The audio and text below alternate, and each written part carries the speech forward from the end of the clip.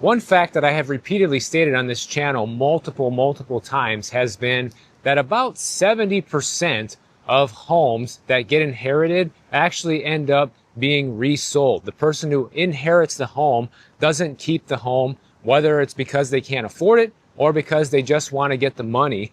But new data is coming out from LegalZoom telling us that, in fact, the reason that so many homes that get inherited are sold is because 40% of the people who inherit these homes say that they cannot afford the inherited home. Baby boomers, who are the largest retirement generation to date, will end up transferring about $105 trillion to their heirs by the year 2048. And 62% of what will be left behind is anticipated to be real estate or property. But here's the issue. Rising home maintenance costs could be a problem for the younger generations who are inheriting these homes. For instance, property values have increased anywhere between 30 and 70% across the country over the past 5 years, depending on the area you're looking at.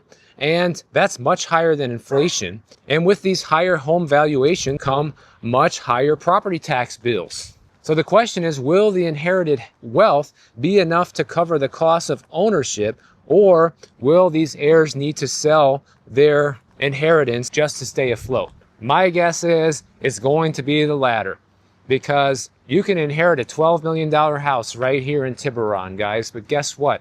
You're going to have to pay a property tax bill of, over $100,000 a year. Maybe you only make $80,000 a year. So there's no way that somebody who inherits a house like that is going to be able to afford to keep it. According to the LegalZoom survey, about 42% of young Americans don't feel financially prepared to keep and maintain an inherited home if it were left to them today.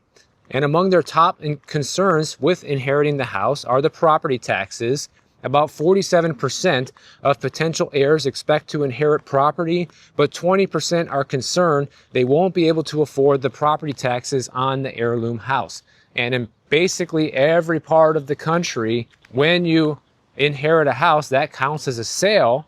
And when that sale happens, the property will be reevaluated to market rate and will be reassessed, and your property tax bill will shoot through the roof. And one tip I shared with you a couple weeks ago was that one thing you could do right now, your parents can start an LLC and have that LLC in a trust and have it stated so that when they pass away, that LLC gets transferred to you and that LLC owns the house. And then there might be no flag and there might be no sale on record, which means your property taxes won't go up. So if that's something you've never heard of, look into it. About 20% of young Americans are also concerned about the maintenance costs of being able to maintain their inherited property, which may include hidden costs and different things like home insurance and repairs. After all, even if you inherit a house that's fully paid off, it still costs money in order to have the gardener come by, in order to keep the roof without any leaks, in order to keep the AC on, everything.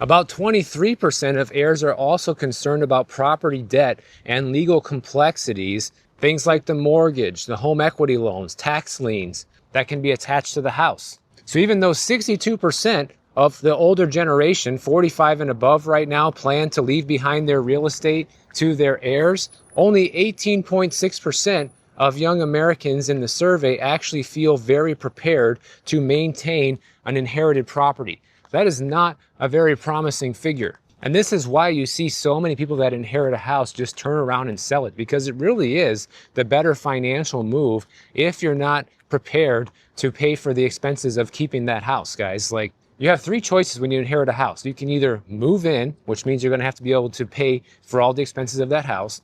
You can turn it into a rental property, which may or may not be profitable and is going to require a lot of work on your behalf, or you can sell it.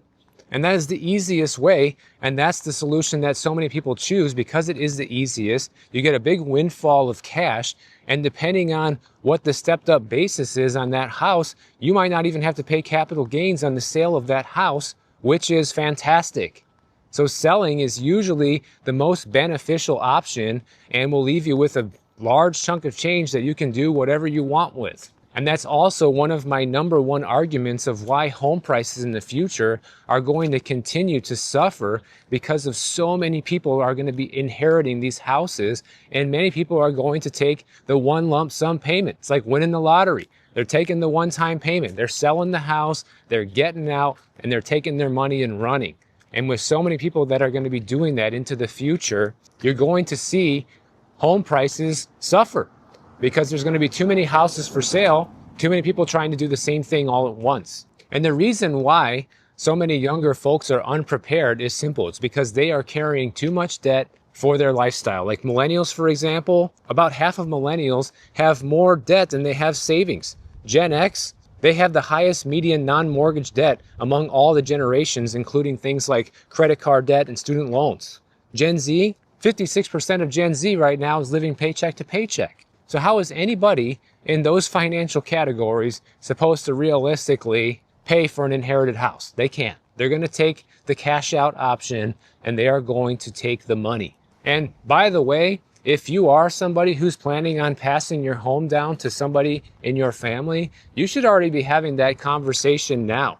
You should be figuring out what the strategy is right now for passing down that home, and what their options might be and how they may potentially afford it or what they're going to do with it.